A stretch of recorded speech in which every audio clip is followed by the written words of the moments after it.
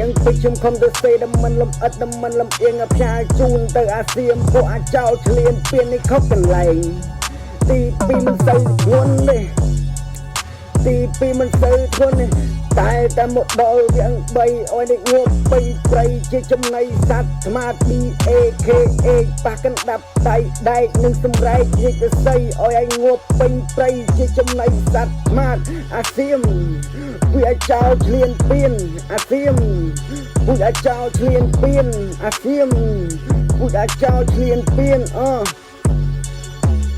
វាងពេជ្រដែលខ្ញុំទៅសេដំមិនលំអិតដំមិនលំអៀងអាផ្សាយជូនទៅអាសៀមពួកអាចោលឆ្លៀនពៀននេះខុសកន្លែងទី2មិនសូវធ្ងន់តែមកដល់វាង3អោយងប់ពេញព្រៃជាចំណៃសត្វស្មា BAKA